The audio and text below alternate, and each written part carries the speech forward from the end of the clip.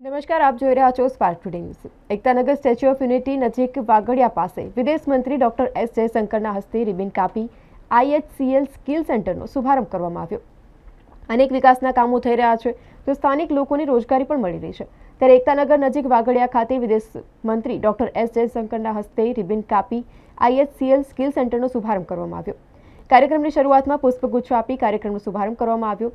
તો skill centre અંતર્ગત બાળકોને અને ખાસ કરીને લોકલ સ્થાનિકોને ટ્રેનિંગ આપવામાં આવશે, તેઓને રોજગારી મળી રહે તે માટે પ્રયાસ કરવામાં આવશે।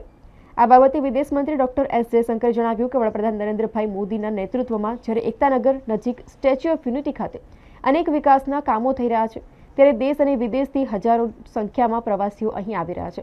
પ્રવાસીઓને સુવિધા મળી રહે તે માટે પ્રયાસ કરવામાં આવી રહ્યા છે। इतनी बड़ी टूरिज्म डेस्टिनेशन बनी है। पहले अगल बगल के लोग आते थे, अब पूरे देश के लोग आते हैं यहाँ।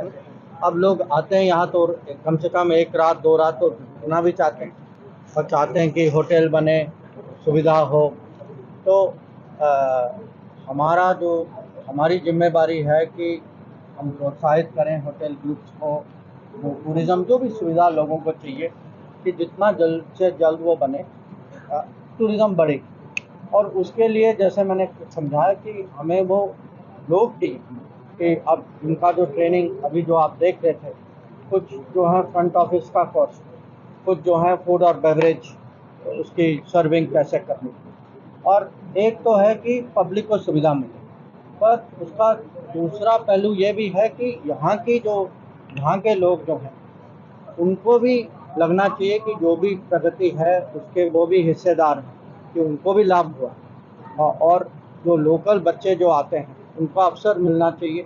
और हम बहुत खुशी की बात है जो आज रोज એકતાનગરના વાગડિયા ગામ ખાતે IHCL ના દ્વારા એક હોસ્પિટાલિટી સ્કિલ સેન્ટરનું ઉદ્ઘાટન કરવામાં આવ્યું, જેમાં આપણા વિદેશ મંત્રી શ્રી ડૉક્ટર એસ જયશંકર દ્વારા આ કાર્યક્રમનું ઉદ્ઘાટન કરવામાં આવ્યું। અને આ હોસ્પિટાલિટી સ્કિલ સેન્ટરમાં આ જ વિસ્તારના અનેક આપણા યુવાન મિત્રો અને યુવતીઓ કે જેઓ આ વિસ્તારમાં જ રહે છે, કે જેવા કે કોઠી છે, વાગડિયા છે, કેવડિયા ગામ છે, ભાદરવા છે, ભાણદરા છે, ધામદરા છે, આ બધા જ ગામોમાંથી 30 જેટલી આખી ટીમ બની છે। અને ટીમમાં એમને ફૂડ એન્ડ બેવરેજીસ અને એમને રિસેપ્શન સેન્ટર પર કેવી રીતના કામ કરવાનું એ માટેનું આખું આ તાલીમ આપવામાં આવશે। અને આ તાલીમ દ્વારા આ લોકોને અહીંની જે તાતા ગ્રુપમાંથી અને જે વિવાંતા તાજ ગ્રુપની જે હોટલ બની રહી છે, કે જે જિંજર હોટલ અને વિવાંતા હોટલ બની રહી છે, એમાં આ લોકોને એક આત્મનિર્ભર બનાવવા માટે અને એમને એક